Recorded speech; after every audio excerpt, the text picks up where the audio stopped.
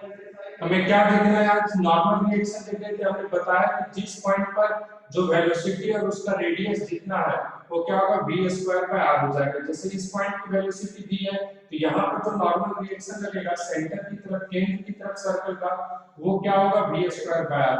अगर यहाँ पर वेलोसिटी v1 है तो यहाँ पर जो नॉर्मल एक्सीलरेशन होगा वो क्या होगा v1 स्क्वायर बाय r होगा।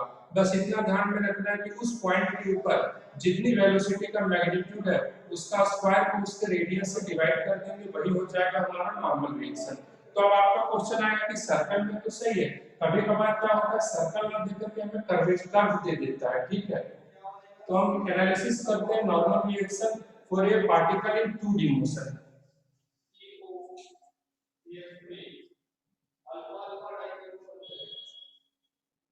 क्या बनेगा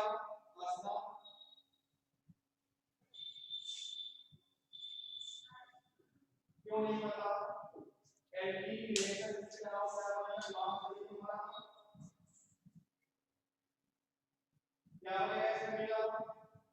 भैया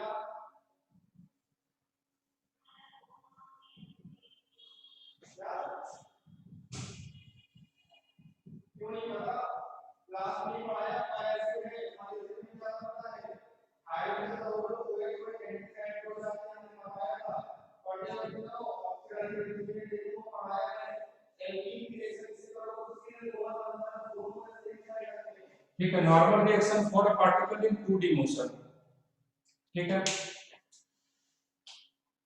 इसमें एक प्रोडक्ट बनेगा सेम डबल बॉन्ड हो जाएगा दोनों में से बनेगा बताओ इसमें क्या बनेगा एफ क्या बनेगा इसमें अग्नि क्या नाम बनेगा आसमा हां क्या कह रहे हो क्लास में नहीं बनेगी। मान लो एक कर्व है जिसका फंक्शन दिया हो y fx। अब देखो यहाँ पर क्या है, अब कोई ऑब्जेक्ट जो है मूव कर रहा है, मान लो इस पॉइंट के ऊपर उसकी वेलोसिटी क्या है v है। हर पॉइंट पर, अब यहाँ पर देखो हर पॉइंट के ऊपर रेडियस चेंज हो रहा है। अगर हर पॉइंट पे भी देखो यहाँ का रेडियस कुछ और होगा, इस पॉइंट का लोकल रेडियस, इसे हम क्या कहेंगे लोकल रेडियस के नाम से जानेंगे, क्योंकि हर पॉइंट के ऊपर कर्व का रेडियस अलग अलग है। जैसे इस पॉइंट पर देखेंगे तो इस पॉइंट के ऊपर ये बनेगा सर्कल, इस पॉइंट पर देखेंगे तो इस पॉइंट पर ये सर्कल बनेगा, ठीक है। तो यहाँ पर जो है ये सेंटर सी और ये रेडियस आर है, ठीक है। तो हर पॉइंट के ऊपर जो सेंटर ये जो नॉर्मल रिएक्शन रहेगा वो अलग अलग रहेगा। अगर हम देखने के लिए जाएंगे इस पॉइंट का नॉर्मल रिएक्शन क्या होगा, इस पॉइंट का अगर यहाँ पर देखेंगे इसका नॉर्मल रिएक्शन जो होगा वो हो जाएगा,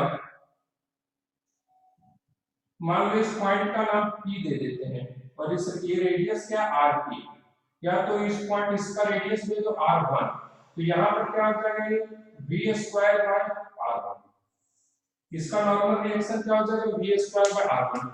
सपोज दैट यहाँ पर इसकी वेलोसिटी पार्टिकल जो जा रही है उसकी वेलोसिटी v है, लेकिन ये रेडियस क्या है पॉइंट 2 है, इस पॉइंट के ऊपर जो रेडियस है R2 है, तो इस पॉइंट पर जो नॉर्मल रिएक्शन होगा वो क्या हो गया v स्क्वायर बाय R2। ये सारी की सारी चीजें किसके ऊपर डिपेंड कर रही है, लोकल रेडियस के ऊपर डिपेंड कर रही है। उसी तरह यहाँ का क्या है, यहाँ का अगर R3 है तो यहाँ पर जो नॉर्मल रिएक्शन होगा इस पॉइंट के ऊपर नॉर्मल रिएक्शन, और अगर इसकी वेलोसिटी यहाँ पर v है तो नॉर्मल रिएक्शन होगा v स्क्वायर बाय r3, ठीक है। तो नॉर्मल रिएक्शन हम कह सकते हैं किसी भी 2D मोशन के केस में जो नॉर्मल रिएक्शन होता है यानी अभिलंब रिएक्शन जो होता है वो क्या होता है v स्क्वायर बाय r।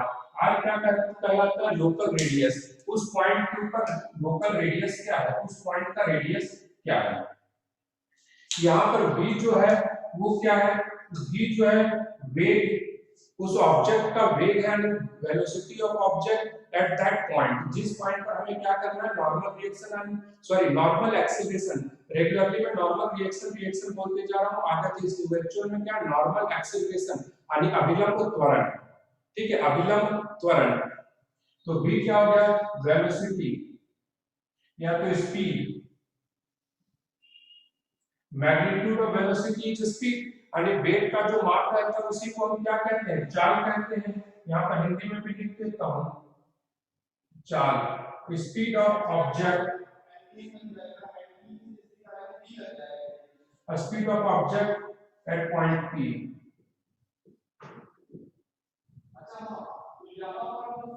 ठीक है, speed of object at point P. उसके बाद क्या, आर यहाँ पर क्या होगा, लोकल रेडियस। ठीक है, local radius at the given point, local radius at the given point. समझते जाना पहले फिर नोट डाउन करना है, गिवन पॉइंट।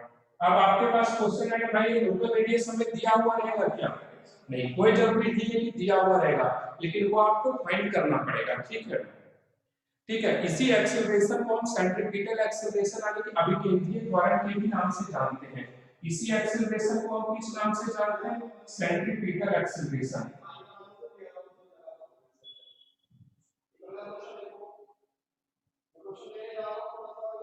एक्सेलरेशन यानी कि क्या होगा, अभिकेंद्रीय त्वरण।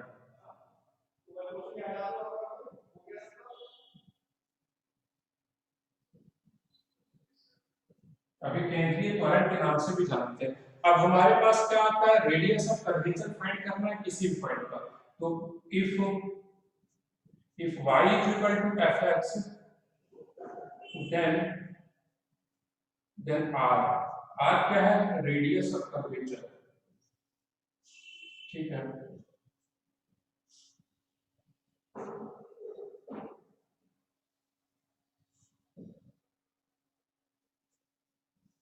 then r is equal to क्या हो जाएगा, then r is equal to क्या होगा, 1 प्लस dy by dx का whole square to the power 3/2। 1 plus dy by dx का whole square to the power 3/2 upon d square y upon dx square. ठीक है, 1 plus dy by dx का whole square to the power 3/2 upon d square y और dx square का magnitude. ये क्या हो गया, local radius. Local radius find करने का फॉर्मूला क्या करेंगे, इसका डिफरेंशिएशन करेंगे एक बार, उसको 1 प्लस डिफरेंशिएशन का स्क्वायर कर देंगे टू द पावर 3/2। नीचे क्या हो गया, d square y by dx square, यानी double differentiation of y। Question आ गया डिराइव कहां से होगा, ये डिराइव होता है मैथ्स में पढ़ने का, शायद आपके सिलेबस में भी नहीं होगा मैथ्स में, आगे चल करके पढ़ने का। इस फार्मूले को आप याद रखिएगा, इसका डेरिवेशन से कोई लिंक नहीं है अपने सिलेबस का, बस इसके फार्मूले को आप ध्यान रखिएगा। चलिए, तो आप लोग यहाँ तक नोट डाउन कीजिए, 3 मिनट का टाइम है आपके पास। A particle moves in a circular path.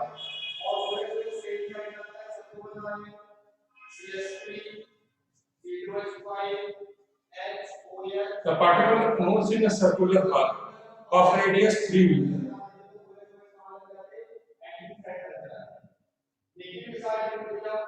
Of radius 3 meter at a speed given at,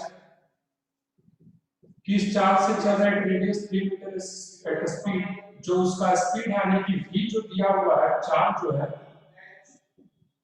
charge जो दिया हुआ है given as v is equal to 3t square metre per second, 3t square metre per second. ठीक है, तो आपसे बोला गया है फाइंड एट 2 सेकंड, 2 सेकंड के ऊपर फाइंड करना है आपको। ज्ञात कीजिए t is equal to 2 second पर क्या क्या ज्ञात करना है। फर्स्ट आपसे पूछा जा रहा है, फर्स्ट ज्ञात कीजिए tangential acceleration, tangential acceleration, tangential acceleration of particle. ठीक है, सेकंड ज्ञात कीजिए आप नॉर्मल एक्सेलरेशन ऑफ पार्टिकल,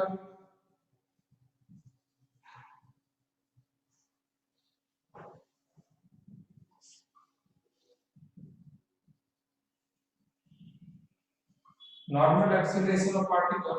और थर्ड ज्ञात कीजिए टोटल एक्सेलरेशन ऑफ पार्टिकल।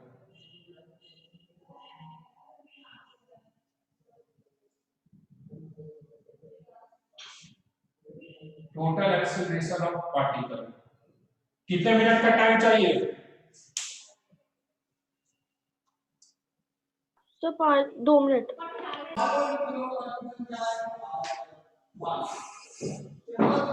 देखो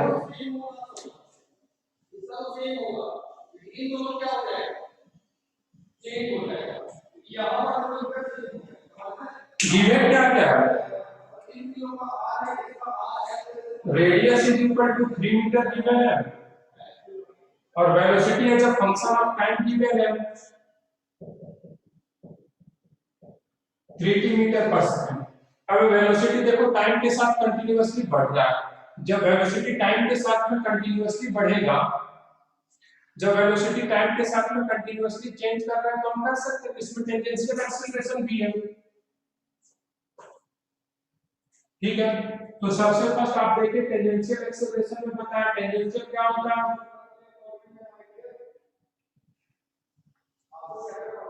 rate of change of velocity. तो कितना होगा d by dt of velocity कितना गिवन है 3t स्क्वायर। तो कितना हो जाएगा 3 हो जाएगा और t स्क्वायर का डिफरेंशिएशन क्या हो जाएगा 2t यानी कि डिफरेंशिएशन क्या आ जाएगा 60। तो at t is equal to 2 second, at t is equal to 2 second, at is equal to क्या होगा 6 into 2 कितना हो जाएगा 12 metre per second square. at is equal to कितना हो गया 12 मीटर पर सेकंड स्क्वायर। ठीक है, फिर दूसरा हमसे क्या पूछा गया है नॉर्मल एक्सीलरेशन। ठीक है, नॉर्मल एक्सीलरेशन क्या होता है v स्क्वायर बाय r। तो v की वैल्यू यहां पर रखते हैं, v स्क्वायर कितना है v का 3t स्क्वायर है, 3t स्क्वायर का होल स्क्वायर अपॉन r। तो ये क्या है 3 का square 9 t to the power 4 by r। तो हमें क्या बोला गया t is equal to 2 second. 2 second में नॉर्मल एक्सीलरेशन क्या हो जाएगा 9 into 2 to the power 4 upon radius कितना गिवन है 3 मीटर, तो 3 हो जाएगा। तो यहाँ क्या हो जाएगा 3 3 जा 9, तो 2 to the power 4 क्या हो गया 2 into 2 4 into 2 8 into 2 16 into 3 कितना हो गया 48 मीटर पर सेकंड स्क्वायर। तो यहाँ पर जो नॉर्मल रिएक्शन होगा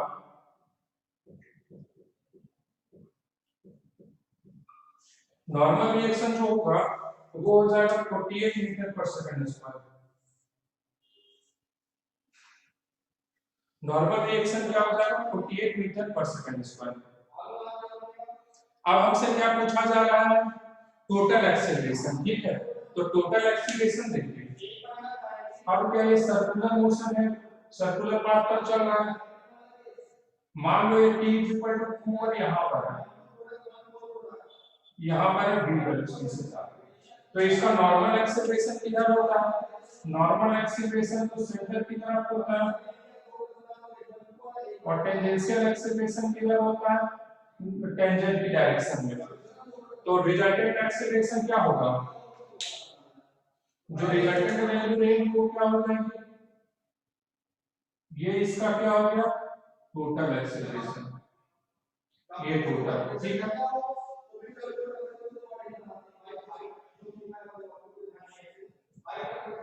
थर्ड जो है यहाँ पर टोटल एक्सीलरेशन क्या हो जाएगा पहले भी बता चुका हूँ नॉर्मल एक्सीलरेशन का स्क्वायर प्लस टेंजेंशियल एक्सीलरेशन का स्क्वायर। तो नॉर्मल एक्सीलरेशन हमारा कितना हो गया 48 का स्क्वायर प्लस टेंजेंशियल कितना है 12 का स्क्वायर। तो फाइनली हमारा जो टोटल एक्सीलरेशन हो जाएगा वो टोटल एक्सीलरेशन हो जाएगा 12 √70 मीटर पर सेकंड स्क्वायर।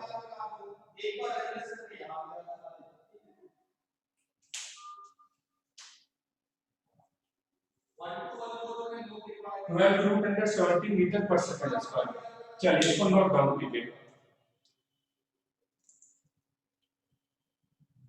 देखिए अब हमारा टॉपिक है सेंट्रीपिटल फोर्स सर्कुलर मोशन यानी अभी केंद्रीय बल वृत्तीय गति में अभी केंद्रीय बल, इसमें कोई भी बॉडी अगर सर्कुलर पाथ पर रोटेट कर रही है, घूम रही है सर्कुलर पाथ पर और उसकी वेलोसिटी v है, यानी कि चार्ज उसकी v है, तो उसके पास एक सेंटर की तरफ एक एक्सीलरेशन लगता है, जिसे अभी सेंट्रीपिटल एक्सीलरेशन कहेंगे या अभी केंद्रीय त्वरण कहेंगे या नॉर्मल एक्सीलरेशन कहेंगे। क्या होता है v स्क्वायर बाय। लेकिन आप लोग जान रहे हैं कि कोई भी एक्सीलरेशन किसी बॉडी के ऊपर तभी लगती है जब उसके ऊपर क्या होता है, फोर्स लग रहा होता है। तो यानी कोई ना कोई फोर्स तो इसके ऊपर लग रहा है, ठीक है, कोई ना कोई फोर्स इसके ऊपर लग रहा है जिसकी वजह से इसमें एक्सीलरेशन हो रहा है। तो उसी फोर्स को हम क्या किस नाम से जानते हैं, अभी केंद्रीय बल, या तो फिर हम क्या कहेंगे, सेंट्रीपिटल फोर्स। ठीक है, the force is responsible for normal reaction, जो बल सर्कुलर मोशन में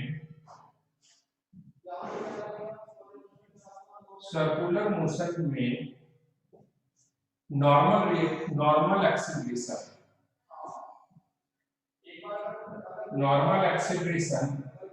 am के लिए जिम्मेवार होती है,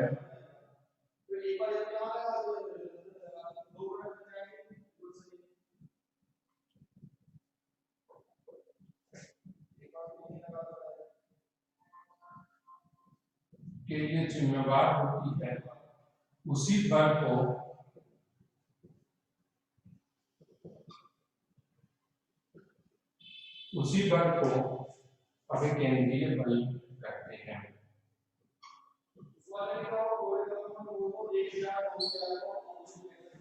अभिकेंद्रीय बल मतलब अभिकेंद्रीय बल में सेंट्रीपिटल फोर्स।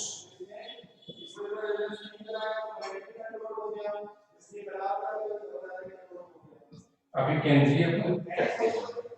तो इसका मैग्नीट्यूड क्या हो जाएगा, इस अभिकेंद्रीय बल सेंट्रीपिटल फोर्स, इसकी वैल्यू क्या हो जाएगी, अभिकेंद्रीय बल लिख देते हैं, इसलिए सेंट्रीपिटल हम रिप्रेजेंट करेंगे सेंट्रीपिटल फोर्स, ये इसे कहेंगे FCP, centripetal force. Centripetal force की जो वैल्यू होगी वो मास इनटू नॉर्मल एक्सीलरेशन, और ये जो सेंट्रीपिटल फोर्स रहेगी वो क्या रहेगी, m into v square by r, m into v square by r।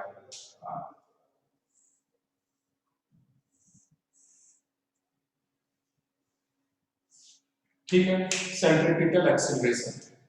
ठीक है, और ध्यान में रखना ये सेंट्रीपिटल फोर्स जो रहता है हमेशा किस डायरेक्शन में डायरेक्टेड रहता है, ये सेंट्रीपिटल फोर्स या केंद्रीय फोर्स जो रहता है हमेशा सर्कल के जो सर्कुलर पाथ होता है उसके सेंटर यानी उसके केंद्र के डायरेक्शन में हमेशा एक्ट करता है, टुवर्ड्स सेंटर ऑफ सर्कल। इसका direction, its direction is always towards the center of circle, यानी इसकी दिशा हमेशा जो सर्कल रहती है, जो वृत्ताकार पथ रहता है उसके केंद्र की तरफ रहती है, हमेशा उसके केंद्र की तरफ ही लगेगी। चलिए ठीक है, इसको नोट डाउन कीजिए और फिर इसके ऊपर एक दो क्वेश्चन सॉल्व करके फिर आगे बढ़ते हैं।